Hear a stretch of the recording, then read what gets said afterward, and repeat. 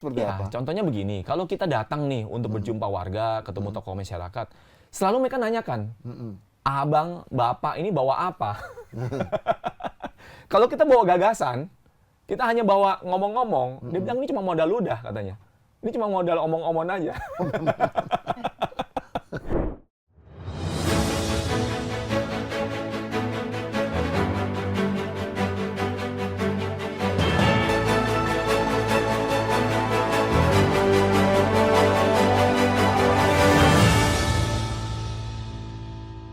Halo Sobat Warta Kota, Assalamualaikum warahmatullahi wabarakatuh. Selamat siang, salam sejahtera buat kita semua. Om Swastiastu, Namo Buddhaya, salam kebajikan. Selamat menjalankan ibadah puasa. Sobat Warta Kota, jumpa lagi dalam program Jakarta Memilih. Tamu kita yang sudah hadir di redaksi Warta Kota, yaitu Koko Kevin Wu. Beliau juga sebelumnya sudah pernah menjadi tamu dan kali ini kita undang karena beliau salah satu calon anggota legislatif yang terpilih menjadi anggota DPRD DKI dan tinggal menunggu pelantikan. Mudah-mudahan tidak ada perubahan. Selamat datang, Kok. Saya manggil Koko aja ya. Iya, ya, siap. Kok Kevin ini dulu ketika datang ke redaksi Warta Kota pertama kali kita wawancari sebagai bakal caleg PKB. Beliau memilih PKB karena merasa memiliki kedekatan dengan tokoh PKB yaitu Presiden RI Abdurrahman Wahid atau yang biasa disapa Gus Dur.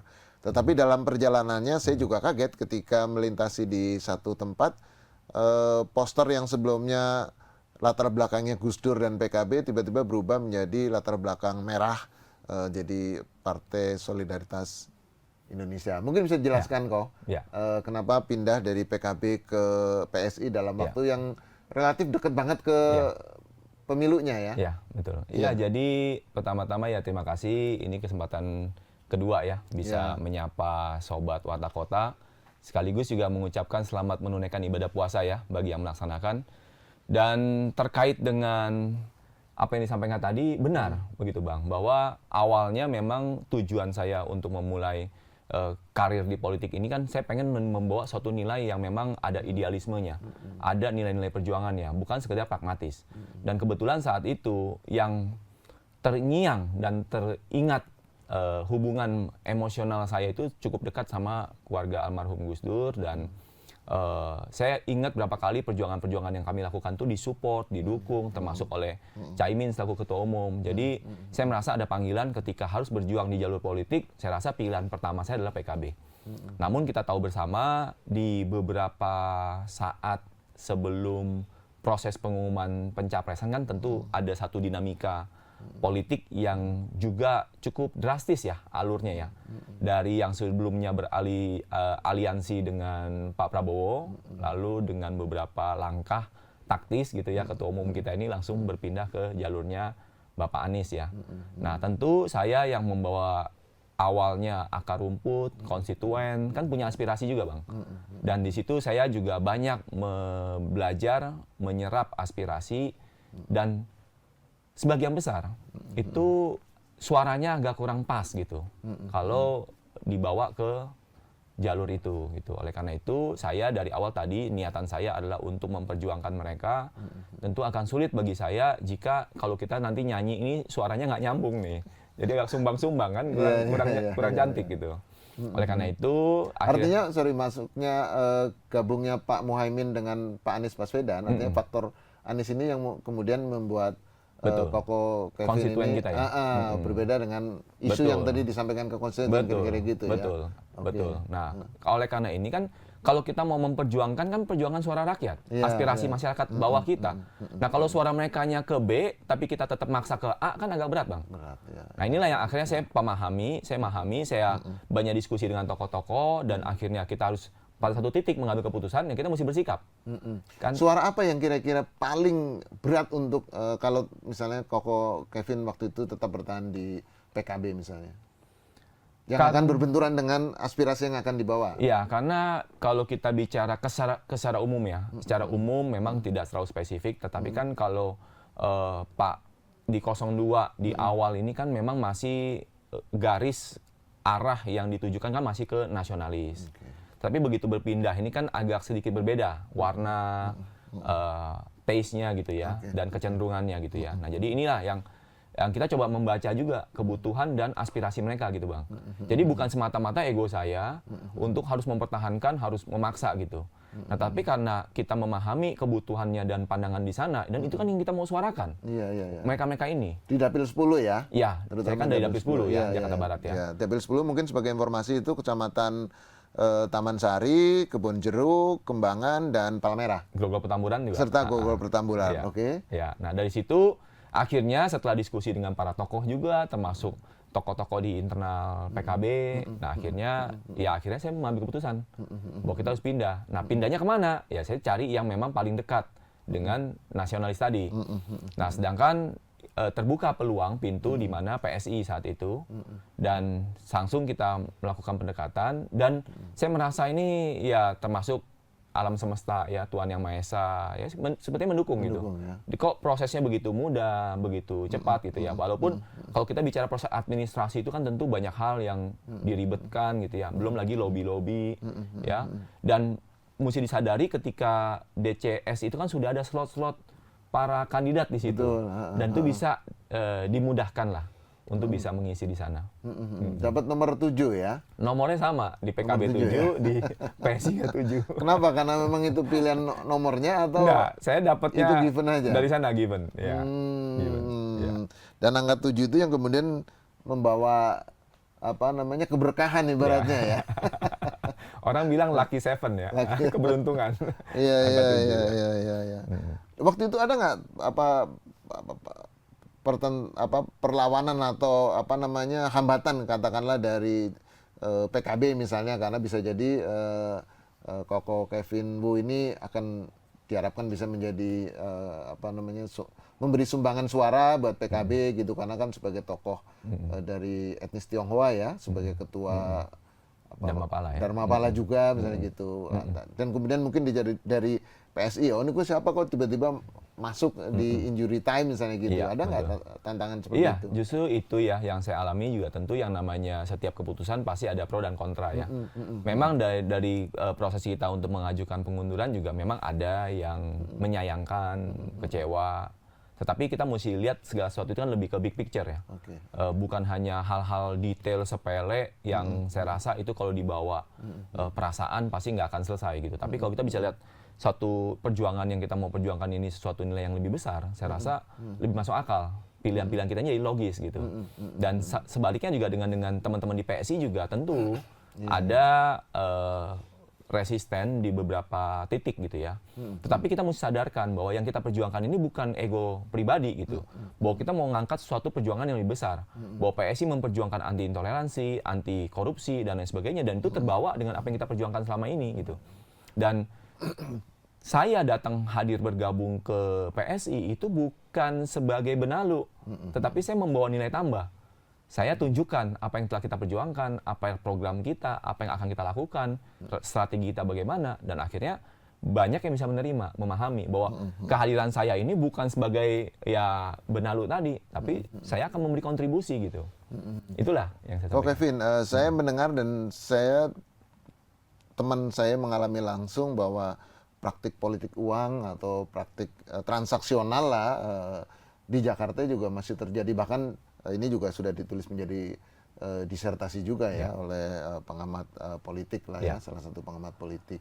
Apakah Koko juga mengalami hal yang sama ketika katakanlah bertemu dengan konstituen di Jakarta ini? Ya, ini yang saya rasa topik yang sangat menarik, Bang. Terima kasih telah diangkat isu ini. Saya tentu berangkat dari profesional, entrepreneur, organisasi seperti Kadin, HIPMI, dan lain sebagainya.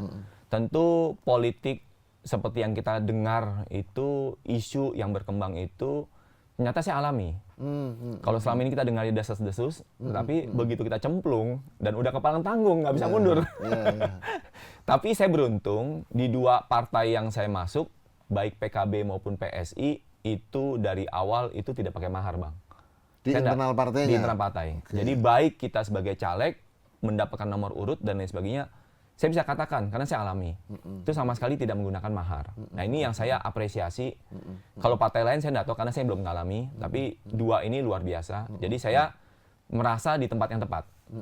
Nah apa yang terjadi di lapangan, Bang? Ketika kami turun, baik itu kita mau menyapa warga, mau ketemu tokoh masyarakat, mau melakukan kegiatan, ini ada satu fenomena pemahaman masyarakat yang sudah, kalau menurut saya udah toksik ya. Nanti kalau ini nggak dibenahi, siapapun kandidat yang dengan membawa niat yang tulus, semangat positif, itu kalau nggak diiming-iming dengan money politik, akan mundur teratur. Nah saya rasa ini menjadi satu wadah. Kesempatan ini juga kita bisa mengedukasi masyarakat. Karena kalau itu tidak dimulai, bukan hanya dari sisi caleg, tapi dari sisi masyarakat, tokoh-tokoh setempat tidak sepakat untuk memperbaiki ini. Saya khawatir nanti pemilu-pemilu ke depan akan jauh lebih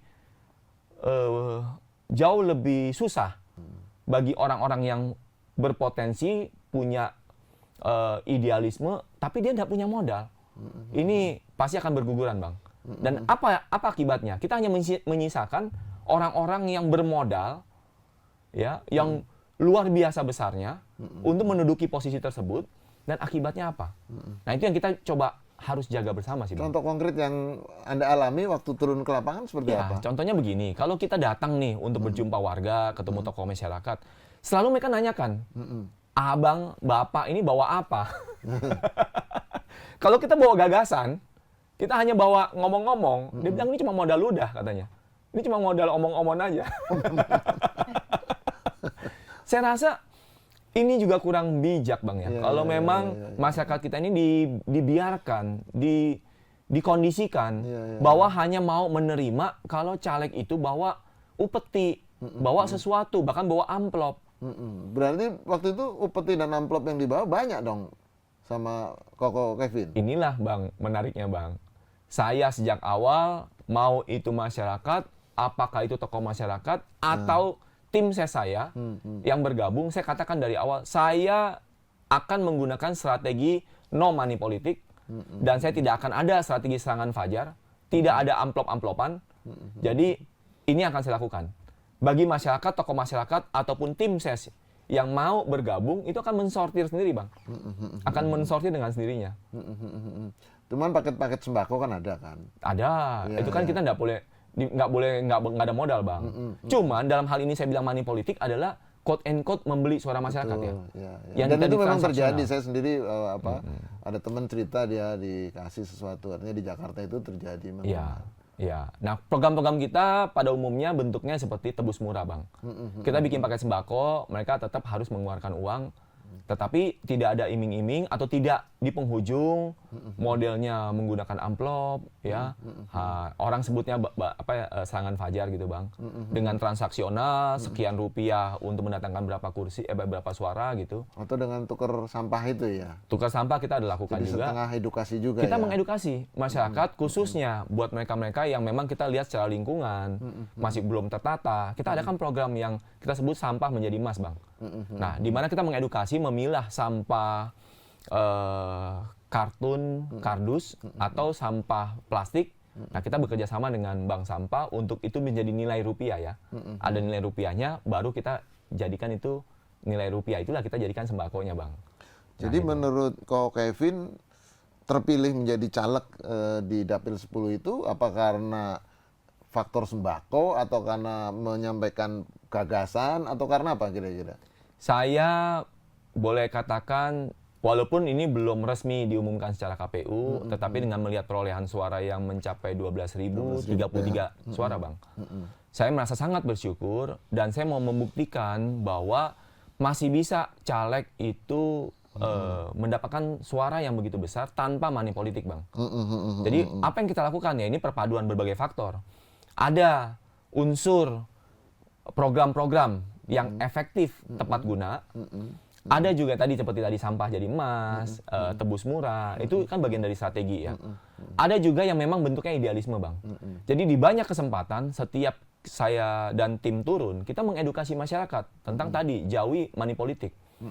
Karena saya sampaikan bahwa nilai seseorang itu, nilai suara seorang di dapil kita 10 ini, Bang, nilainya besar loh, Bang. Kita coba hitung ya, Bang ya, bahwa APBD kita ini tahun sebelumnya kan 83 triliun. Lalu kemarin direvisi 79,5 triliun. Dengan jumlah pemilih di Jakarta sekitar 8 juta. 8 juta sekian. Jadi kalau kita bagi rata-rata, Bang, satu suara itu dengan APBD kita segitu, nilainya 10 juta, Bang. 80 triliun dibagi 8 juta. Itu 10 juta per tahun. Kalau dikali 5 tahun dalam satu periode, berarti satu suara 5 juta, 50 juta. Nah, saya bilang nilai Bapak Ibu ini, nilai suaranya itu 50 juta. Jadi kalau ada orang yang dengan 1-2 lembar dianggap bisa membeli suara Bapak Ibu itu salah besar. Bahkan DP-nya aja nggak sanggup, saya bilang. Jadi kalau Bapak Ibu pun juga, saya mengedukasi, jangan mau menjual suara, tapi kalau diterima amplop ya diterima, tapi jangan ada iming-iming memberikan suara. Hal ini juga bisa mengedukasi para caleg agar tidak menggunakan strategi seperti ini, Bang. Jadi saya edukasi pendekatannya. Jadi yang pertama strategi yang tepat, kemudian edukasi. Tentu yang ketiga juga pengalaman saya harus banyak turun, Bang.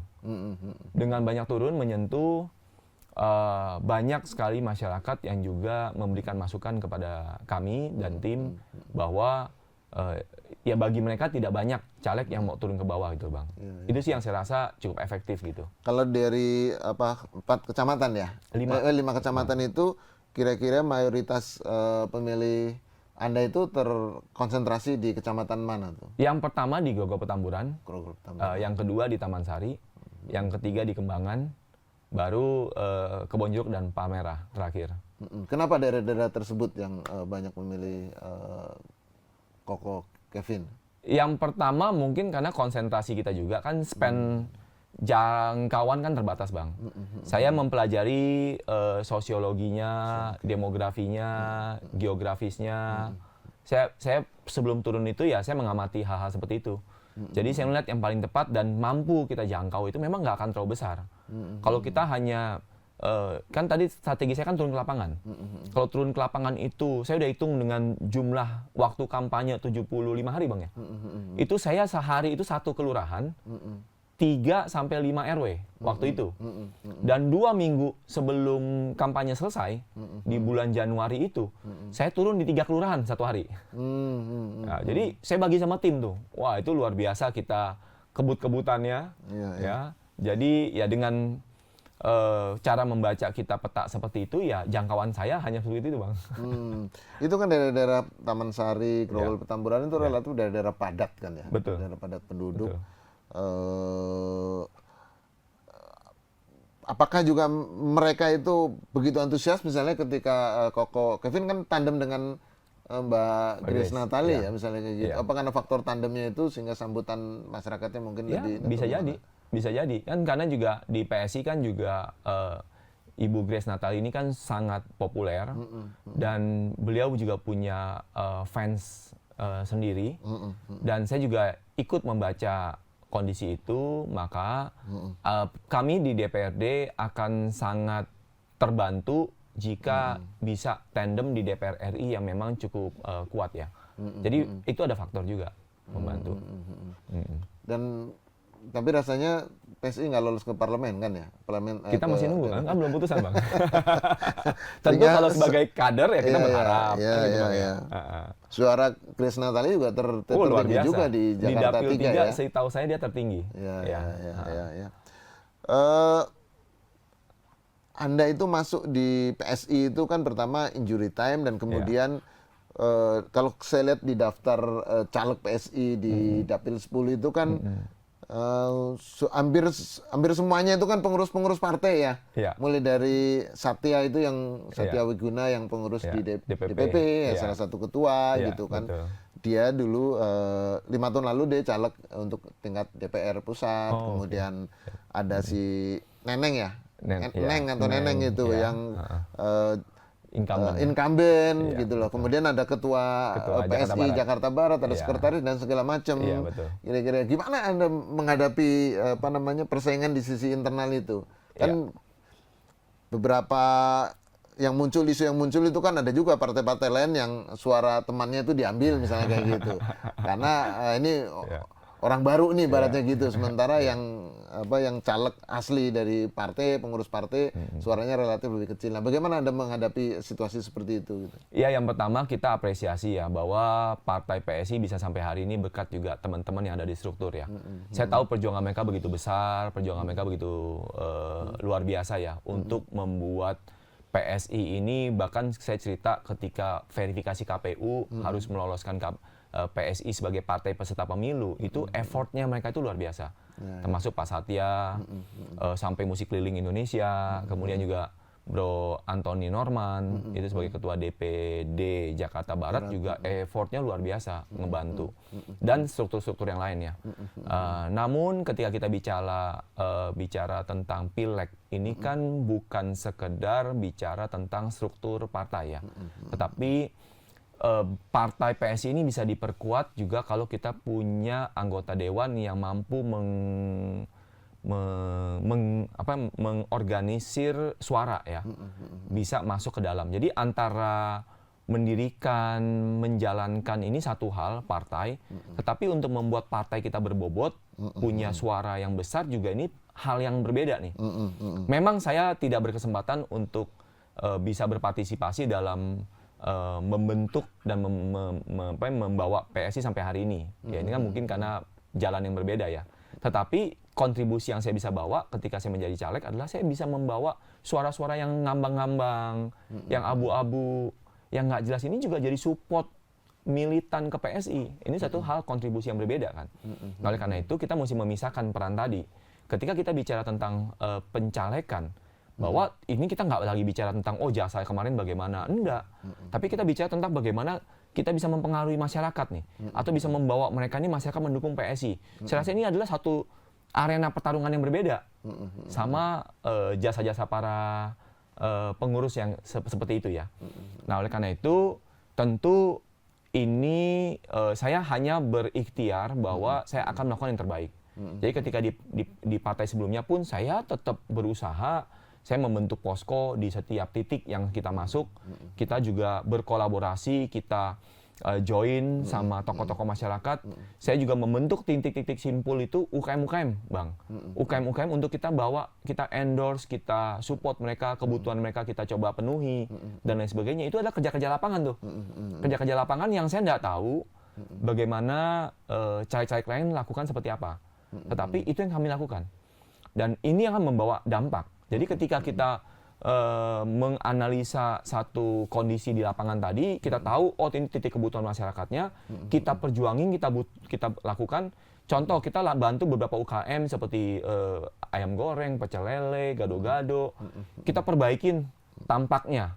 Ada yang kita perbaikin tampilan fasadnya, ada yang kita perbaikin terpalnya, ada yang kita perbaikin gerobaknya, dan lain sebagainya.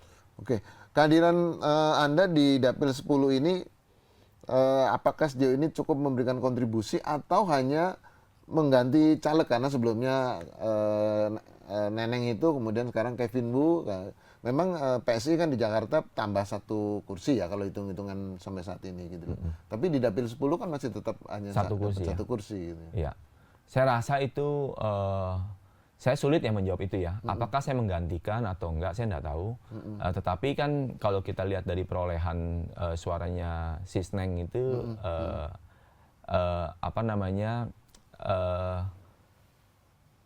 agak turun ya, jauh ya. Jadi kalau berharap sih kalau memang justru kalau tanpa saya ya berkurang 12.000 itulah suaranya.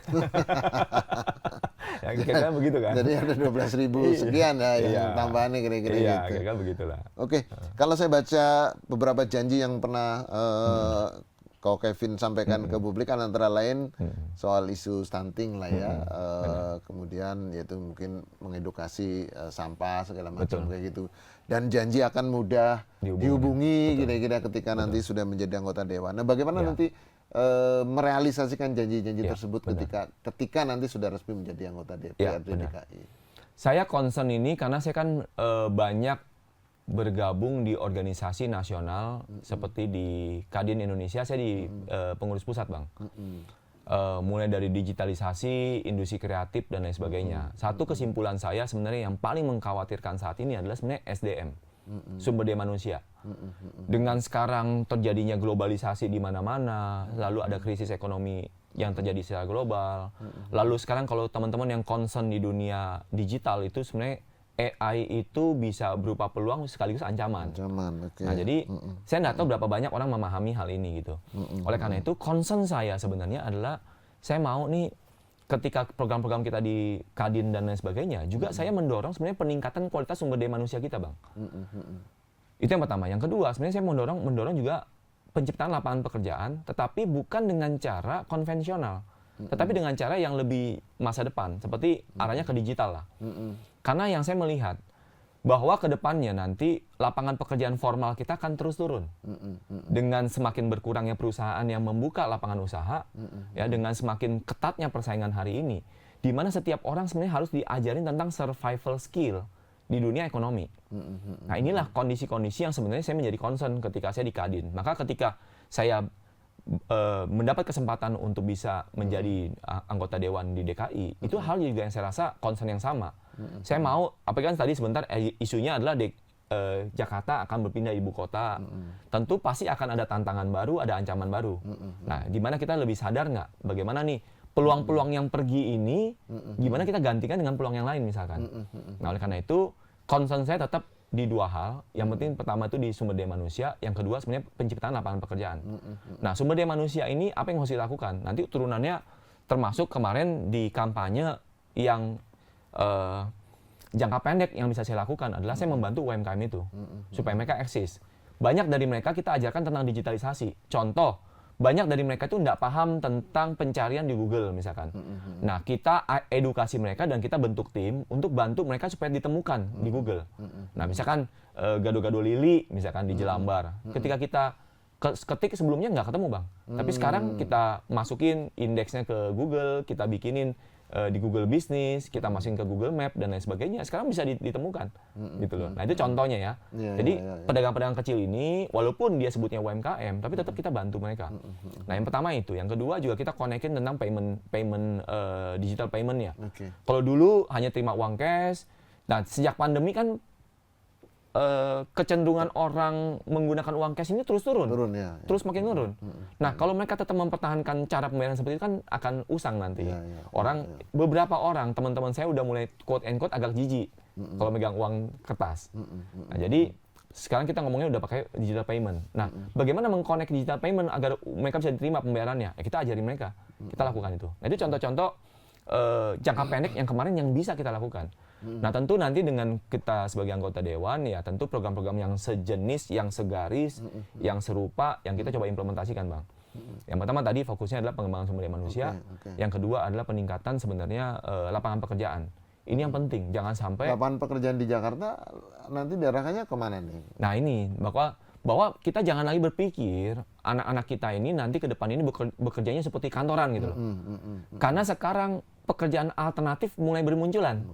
Nah, khususnya tentu yang saya menekankan ya di bidang digitalisasi, konten kreator, ya sosmed, ya e-commerce, ya tentang jasa-jasa, bahkan jasa desain, jasa narasi, bikinin macam-macam juga udah banyak yang bisa.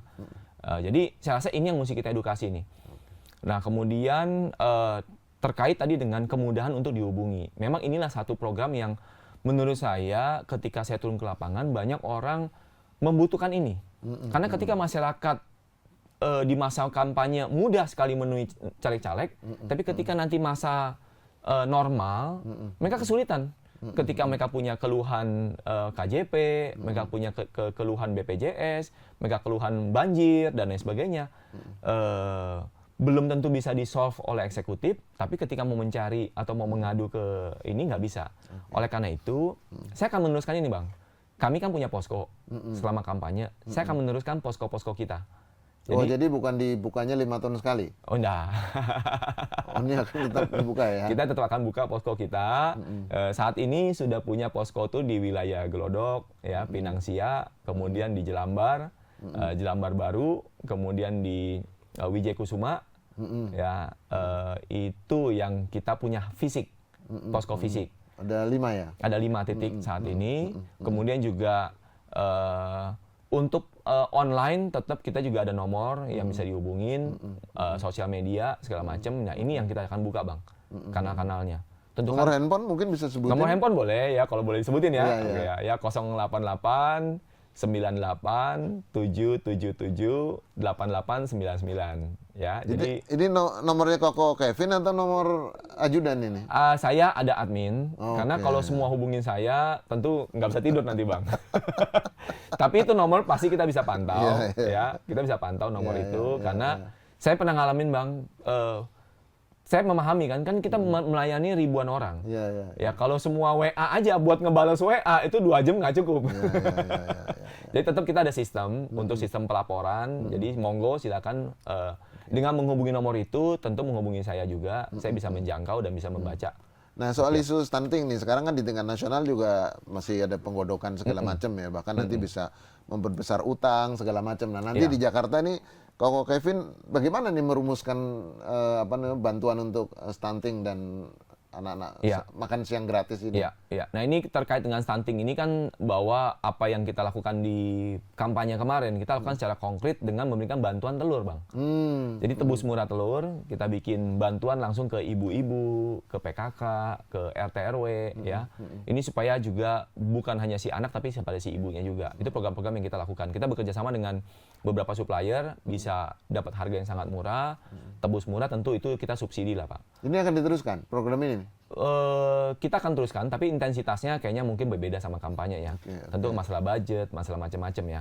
Nah terkait dengan kebijakan nanti di Jakarta, tentu karena saya juga masih calon, belum masuk, saya mesti tahu ya. Dari sisi APBD-nya, anggarannya, alokasinya bagaimana, lalu sampai cara pendistribusiannya bagaimana. Tapi kalau saya lihat dari program yang dirumuskan dari 02 mau diterjemahkan dalam bentuk makan siang gratis dengan memanfaatkan atau menambah anggaran di BOS ya, bantuan operasional sekolah, saya rasa mungkin itu cara yang quick win-nya ya, biar lebih cepat bang ya, tersalurkan ya. Tapi untuk program-program jangka panjang saya rasa lagi sedang digodok juga, saya rasa itu bang. Oke. Jakarta ke depan kan kalau secara undang-undang kan tidak lagi menjadi ibu kota ya, karena undang-undang tentang ibu kota Nusantara sudah jalan dan undang-undang Jakarta sekarang sedang direvisi. Kalau menurut pandangan Koko Kevin ini, kira-kira desain sistem pemerintahan, sistem politik di Jakarta itu seperti apa? Karena kan ada wacana juga gubernur nanti ditunjuk oleh presiden misalnya seperti itu. Iya. Ya mengingat Jakarta adalah tulang punggung di banyak hal ya, secara politik, kemudian secara ekonomi, secara budaya dan lain sebagainya ya. Tentu kita dengan beralihnya ibu kota baru tidak serta-merta kan peran-peran Jakarta itu otomatis langsung dicopot atau langsung ditinggalkan. Saya rasa butuh ada masa transisi di mana peralihan ini tidak membuat satu culture shock ya. Orang tiba-tiba langsung berubah total. Saya rasa ini yang mesti dipahami warga Jakarta. Dengan kita mengikuti undang-undangnya, saya belum pelajari bang, karena belum jadi dewan juga ya. Jadi saya kemarin belum sempat mendalami peraturannya seperti apa. Tapi tentu dengan beban artinya tanggung jawab besar ya yang ditanggung oleh Jakarta ini, saya rasa harus dimodifikasi sesuai dengan kebutuhannya. Apakah nanti bisa dengan pemilihan langsung, apa penunjukan langsung atau apa? Saya rasa kita mesti dalamin itu sih bang. Kalau dari saya belum dalamin secara jauh. Tapi kalau terkait dengan Jakarta dengan konsep akan dibentuk megapolitan, melibatkan kota-kota penyangga, saya rasa itu perlu ditindaklanjutin ya. Karena walaupun bukan lagi sebagai pusat negara, tetapi kan juga pusat ekonominya tidak serta-merta hilang. Pusat-pusat industri, pusat-pusat jasa, pusat-pusat budaya kita juga masih di sini gitu bang. Nah saya rasa itu mesti dipertimbangkan juga sih. Oke. Kok ini Jakarta ini kan kalau sebelumnya kan pemenang pemilunya itu PDI ya, artinya kalau secara undang-undang kan maka ketua DPRD-nya dari partai pemenang pemilu.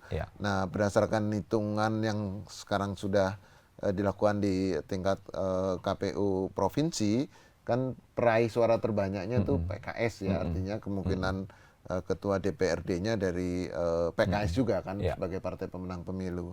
Nah, bagaimana nanti kalau dulu kan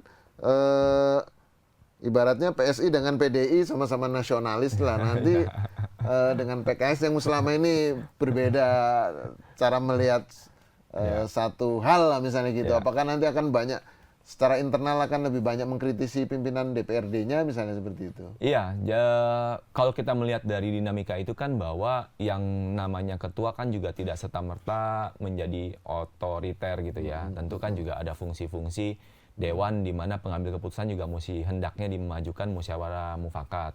Nah, kami dengan suara dan garis perjuangan dari PSI tentu ada hal-hal yang kita akan perjuangkan. Nah, tetapi saya juga percaya selain perbedaan juga pasti banyak kesamaan lah. Nah, tinggal kita mencari nanti isu-isu apa yang memang dalam berdinamika bermusyawarah tadi ada perbedaan pendapat. Saya rasa pasti para pimpinan bisa mencari cara yang tepat lah. Tetapi tentu saya sih bermula dengan itikat bahwa kita ini sama-sama maju untuk memperbaiki masyarakat, memperbaiki bangsa kita. Toh dengan segala perbedaannya, saya percaya juga banyak nilai-nilai baik di kawan-kawan kita di tempat yang lain itu ya, di PKS, di Demokrat, di Golkar, ya, di PAN dan lain sebagainya. Saya rasa jangan jadikan perbedaan ini satu kelemahan buat kita, tetapi perbedaan ini satu pelengkap sih Bang. Mungkin yang tidak ada di sana tapi ada di kita. Sebaliknya yang tidak ada di kita ada di mereka, kan gitu. Saya rasa mungkin gitu aja. Jadi jadikan para perangkat-perangkat anggota dewan ini sebagai para pelengkap aja buat memajukan Indonesia dan khususnya di kota Jakarta lebih baik lagi. Satu lagi kalau 4 tahun ya sampai dengan 2022 ya, pada era kepemimpinan Pak Anies di Jakarta itu kan PSI menjadi dalam tanda petik oposisi lah terhadap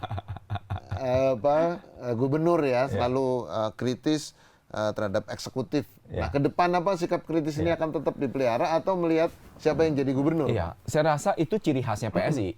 PSI itu bermula dari partai yang didirikan karena idealisme melihat kondisi politik Indonesia yang belum ideal menurut kacamata anak muda ini nih Bang. Maka munculnya PSI harusnya menjadi solusi, bagian dari koreksi. Kenapa kita kritis? Bukan karena kita mencari musuh, bukan. Tapi karena banyak hal-hal yang dari kacamata anak muda idealisme ini nggak ideal nih. Ya kan, isu yang luar biasa adalah ketika pembahasan anggaran. Karena banyak terjadi tanda kutip kecenderungan nih budget-budget aneh yang diduga mengarah ke kong kali kong lah. Nah, oleh karena itu waktu kan contoh pos-pos yang ditemui seperti lem Aibon 83 miliar setahun untuk sekian ribu anak siswa sekolah yang jatuhnya satu bulan itu 2 botol. Buat apa Bang? Contohnya kayak gitu loh Bang. Dan itu selama 5 tahun. Nah, yang kayak gitu-gitu kan kalau nggak dikritisi detail-detail, nggak ada yang mau bersuara. Seolah sidang itu sudah selesai dengan deal-deal di balik bilik-bilik itu Bang. Nah, teman-teman PSI ini nggak mau dengan cara-cara seperti itu. Kita mau transparan, kita mau budget itu boleh dikeluarkan asal bermanfaat buat masyarakat, bisa dipertanggungjawabkan dan tidak markup gila-gilaan. Kan begitu. Untung sewajarnya aja. Nah, inilah yang sebenarnya teman-teman kritisi. Saya yakin dan percaya inilah DNA-nya PSI, tidak memandang siapa gubernurnya, selama anggaran seperti itu yang dianggap bisa merugikan masyarakat, saya rasa PSI akan bersuara lantang itu Bang. Tapi pada masa era PJ ini yang udah sampai setahun ya, udah 2 tahun kali ya. Ini kan Oktober 2022 nih udah 2023 udah 2024 ini relatif suaranya nggak nyaring lagi. Nggak sekencang lagi ya. Nah, saya nggak tahu apakah masih ada tuh budget-budget seperti itu tuh. Apakah masih ada lem Aibon sekian gitu ya. Nah, sejauh karena kita memang bukan untuk cari musuh Bang. Sejauh anggarannya ditata dengan baik, saya rasa teman-teman tidak akan menggerecoki lah. Poin kita adalah kita mau menjadi mata, telinga, kupingnya masyarakat ya Bang. Supaya ikut memperhatikan itu bahwa uang pajaknya mereka digunakan dengan sebaik-baiknya gitu Bang. Oke, sebelum kita tutup program Jakarta Memilih kali ini, mungkin Koko Kevin ada yang akan disampaikan untuk Sobat Warta Kota. Silakan, Koko. Siap, terima kasih. Sekali lagi saya mengucapkan terima kasih sebesar-besarnya kepada seluruh warga Jakarta yang telah berpartisipasi dalam melaksanakan pemilu, sehingga pemilu ini bisa berlangsung dengan damai, bisa tentram, dan juga bisa menghasilkan para pimpinan-pimpinan yang terbaik, yang punya hati untuk membangun masyarakat ibu kota khususnya. Dan juga saya khususnya berterima kasih kepada para pelaksana pemilu ya, pelaksana pemilu mulai dari KPU, Bawaslu, KPPS, sampai level-level di tingkat kelurahan dan lain sebagainya yang telah bekerja keras luar biasa. Saya menyaksikan bagaimana mereka bekerja bahu-membahu di lapangan, yang bekerja dari subuh sehingga kembali subuh lagi gitu ya. Ini angkat topi, dan juga turut berduka cita bagi para panitia yang meninggal ya ketika melaksanakan program melaksanakan pemilu ini. Jadi angkat topi sekali lagi kepada semua penyelenggara, juga kepada para aparat keamanan kita, TNI Polri, yang menjaga situasi tetap kondusif. Pemilu memang telah berlalu, tetapi PR kita sebagai bangsa ini masih ke depan masih luar biasa panjangnya. Jadi mari kita bersatu, singkirkan semua perbedaan. Ini hanya sebuah riak-riak aja lah untuk membentuk Indonesia lebih baik ke depannya. Mari singkirkan perbedaan, Indonesia bisa hebat karena kita bersatu. Terima kasih. Baik, terima kasih. Demikian Sobat Warta Kota, program Jakarta Memilih kali ini. Caleg sudah dipilih dan janji juga sudah disampaikan. Kita tunggu, mudah-mudahan setelah dilantik menjadi anggota DPRD DKI, para anggota Dewan tersebut bisa merealisasikan janji-janjinya. Demikian, sampai jumpa dalam program Jakarta Memilih selanjutnya. Assalamualaikum warahmatullahi wabarakatuh. Om Santi Santi Om, Namo Buddhaya, salam kebajikan, salam sejahtera buat kita semua. Jangan lupa subscribe ya.